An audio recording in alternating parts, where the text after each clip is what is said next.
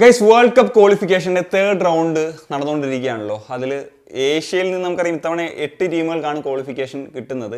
ഏറ്റവും പ്രധാനമായിട്ട് ഇന്ന് നടന്നിട്ടുള്ളൊരു മത്സരമായിരുന്നു ഇന്തോനേഷ്യയും സൗദിയും തമ്മിൽ നടന്ന മത്സരം. ഈ ഒരു മത്സരത്തിൽ ഇന്തോനേഷ്യ സൗദി അറേബ്യ അട്ടിമറിച്ചിരിക്കുകയാണ്. 2-0 എന്ന് പറയുന്നൊരു സ്കോറിൽ വിൻ ചെയ്തു. ഇപ്പം ഫസ്റ്റ് ലെഗിലും സത്യം പറഞ്ഞു കഴിഞ്ഞാൽ ഇന്തോനേഷ്യ ഒരു വിജയം സൗദിക്കെതിരെ ഡിസേർവ് ചെയ്തതാണ്. പക്ഷേ അവർക്ക് സ്വന്തമാക്കാനായിട്ട് സാധിച്ചില്ല. എക്സ്ട്രാ ഓർഡിനറി പെർഫോമൻസ് തന്നെയൊക്കെയായിരുന്നു നടത്തിയിരുന്നത്.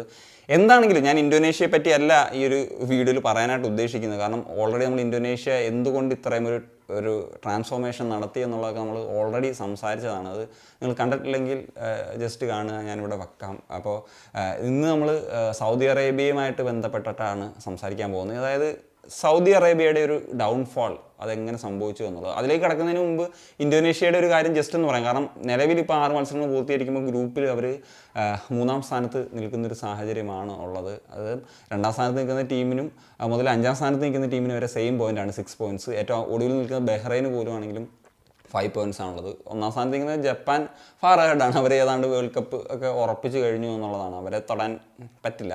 എന്നാണെങ്കിലും ബഹ്റൈനെതിരെയും ഇന്തോനേഷ്യ ഒരു വിജയം അർഹിച്ചിരുന്നു. നമുക്കറിയാം റഫറിയുടെ ആ ഒരു മോശമായിട്ടുള്ള തീരുമാനങ്ങൾ കാരണമാണ് കളി ഇന്തോനേഷ്യയിൽ നിന്ന് കൈവിട്ടു പോയത്. അതിനെപ്പറ്റിയൊക്കെ നമ്മൾ മുമ്പ് സംസാരിക്കുകയും ചെയ്തതാണ്. എന്താണെങ്കിലും ഇന്തോനേഷ്യയുടെ ഒരു മുന്നേറ്റത്തിന് പ്രധാനപ്പെട്ട ഒരു കാരണമായത് അവർ പറഞ്ഞ പോലെ ഒറിജിൻ പ്ലേയേഴ്സിനെയും നാച്ചുറലൈസ്ഡ് പ്ലേയേഴ്സിനെയൊക്കെ കൊണ്ടുവന്നതാണ്. ഇനി ഈ ഒരു മുന്നേറ്റം ഇന്തോനേഷ്യക്ക് നടത്താൻ സാധിച്ചെങ്കിൽ എന്താണ് സൗദി അറേബ്യക്ക് സംഭവിച്ചത്? കാരണം സൗദി അറേബ്യ വളരെ ശക്തരായിട്ടുള്ള ഏഷ്യയിലെ ഒരു രാജ്യമാണ്. സ്ഥിരമായിട്ട് വേൾഡ് കപ്പ് കളിക്കുന്ന ഒരു രാജ്യമാണ്.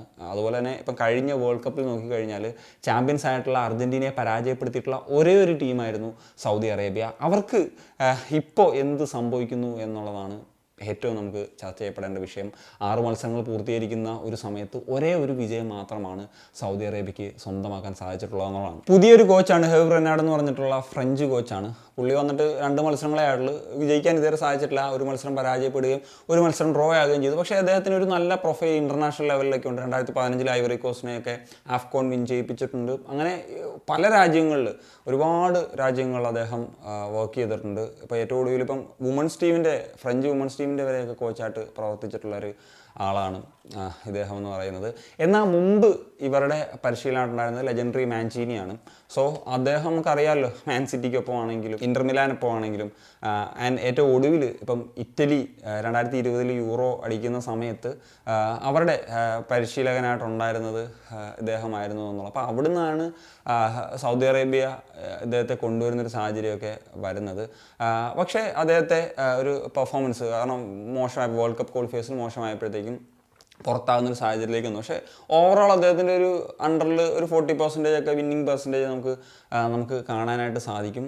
ബട്ട് സ്റ്റിൽ വേൾഡ് കപ്പിൽ ഒരു ക്വാളിഫയേഴ്സിലെ ഒരു പ്രകടനമാണ് ഒരുപക്ഷെ സൗദിയും മാഞ്ചീനിയും ഒക്കെ ആയിട്ട് വേർപിരിയാൻ കാരണമായതും പുതിയൊരു കോച്ചിനെ കൊണ്ടുവരുന്നതും. സോ കോച്ചാണോ അവിടുത്തെ ഒരു പ്രശ്നം എന്ന് ചോദിച്ചു കഴിഞ്ഞാൽ ഇപ്പം അതിനെ പറ്റിയിട്ട് മാഞ്ചീനി തന്നെ കുറച്ച് മാസങ്ങൾക്ക് മുമ്പ് സൗദി അറേബ്യ ഫുട്ബോൾ അല്ലെങ്കിൽ നാഷണൽ ടീം നേരിടുന്ന ഒരു പ്രശ്നത്തെപ്പറ്റി അഡ്രസ്സ് ചെയ്തിട്ടുണ്ട്. അതാണ് നമ്മൾ ഇന്നത്തെ ഇപ്പോൾ ഒരു ഇന്തോനേഷ്യക്കെതിരെ സൗദി അറേബ്യ ഒരു തോറ്റൊരു സാഹചര്യം കൂടി വന്നപ്പോൾ ഡിസ്കസ് ചെയ്യേണ്ടത്. നമുക്കറിയാലോ, സൗദി പ്രോ ലീഗ് എന്ന് പറഞ്ഞു കഴിഞ്ഞാൽ ഇപ്പോൾ യൂറോപ്പിലെ ലീഗുകളോട് പോലും കിടപിടിക്കാൻ കഴിയുന്ന തരത്തിൽ അല്ലെങ്കിൽ ഏഷ്യയിലെ ഒരു ടോപ്പ് ലീഗ് എന്ന ലെവലിലൊക്കെ പറയാൻ പറ്റുന്ന ഒരു ലീഗാണ്. അതിൻ്റെ ഒരു കാരണം നമുക്കറിയാം. ഇപ്പോൾ ക്രിസ്ത്യാനോ റൊണാൾഡോയും അതുപോലെ നെയ്മർ ജൂനിയറും ആദ്യം ഇപ്പം ബെൻസേമ വന്നു, കാൻഡെ വന്നു, റയാദ് മെഹ്റസ് വന്നു, അങ്ങനെ ഒരു സ്റ്റാർസ് ഒരുപാട് വന്നിട്ടുള്ളൊരു സാഹചര്യം നമ്മൾ കാണുന്നുണ്ടായിരുന്നു.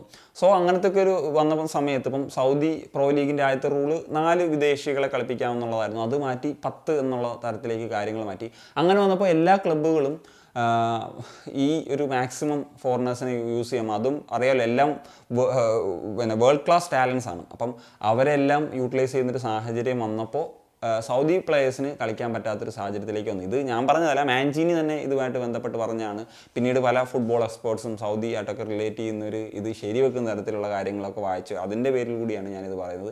തീർച്ചയായിട്ടും ശരിയാണ്. കാരണം സൗദി അറേബ്യൻ നാഷണൽ ടീമിൽ കളിക്കുന്ന ഏതാണ്ട് മെജോറിറ്റി ഓഫ് പ്ലേയേഴ്സ്, ഏതാണ്ട് 80% മുകളിൽ പ്ലേയേഴ്സ് ബെഞ്ചിലായി പോകുന്നൊരു സാഹചര്യത്തിലേക്ക് പോയി. അപ്പം ആ പ്ലേയേഴ്സിന് കൃത്യമായിട്ട് കളിക്കാൻ പറ്റുന്നില്ല. അപ്പം ഫിറ്റ്നസ്സിന് ഇഷ്യൂസ് ഉണ്ടാവും, അവരുടെ ഫോമിനെ അത് ബാധിക്കും, നാഷണൽ ടീമിലേക്ക് വരുമ്പോഴത്തേക്കും മൊത്തത്തിൽ ആ കാര്യങ്ങളൊക്കെ ബാധിക്കും എന്നുള്ളതാണ്. അതായത് ഒരു രാജ്യത്തെ ഒരു ലീഗിലെ ഒരു വലിയ ഇൻവെസ്റ്റ്മെൻറ്റ് വന്നപ്പോൾ അവരുടെ ഡൊമസ്റ്റിക് പ്ലേയേഴ്സിന് അവസരമില്ലാണ്ടായി, അത് അവരുടെ നാഷണൽ ടീമിനെ ബാധിച്ചു. കാരണം നാഷണൽ ടീമിൻ്റെയൊക്കെ പെർഫോമൻസ് എന്ന് പറഞ്ഞു കഴിഞ്ഞാൽ ഒരു ഫുട്ബോളിംഗ് ഡെവലപ്മെൻ്റ് ഒക്കെ ഒരു ഇമ്പോർട്ടൻ്റ് ആയിട്ടുള്ള കാര്യമാണ്, അത് ബാധിച്ചു എന്നുള്ളതാണ്. അതായത് വിദേശികളുടെ കാര്യത്തിൽ ഒരു എണ്ണം കൂടിക്കഴിഞ്ഞാലും, പ്രത്യേകിച്ച് ഇപ്പം ഏഷ്യ പോലെയൊക്കെയുള്ള ഒരു രാജ്യത്ത് അത് വന്നു കഴിഞ്ഞാലും ഉണ്ടാകുന്ന പ്രശ്നങ്ങളാണ് ഇപ്പോൾ അവർ അഭിമുഖീകരിക്കുന്നത് എന്നുള്ളതാണ്. നമുക്ക് മാഞ്ചീനിയുടെ വാക്കുകൾ തന്നെ കടമെടുത്ത് മറ്റ് പലരും അക്സെപ്റ്റ് ചെയ്തിട്ടുള്ളൊരു കാര്യങ്ങൾ കൂടി പരിഗണിക്കുന്ന സമയത്ത് നമുക്കിപ്പോൾ പറയേണ്ടി വരുന്നത്. സോ അങ്ങനെ പ്ലേയേഴ്സൊക്കെ മൊത്തത്തിൽ ഇപ്പം ഫോം ഔട്ടാണ്, ഡൗൺ ആണ് എന്നൊക്കെയുള്ള സാഹചര്യങ്ങളൊക്കെ നിൽക്കുന്നു.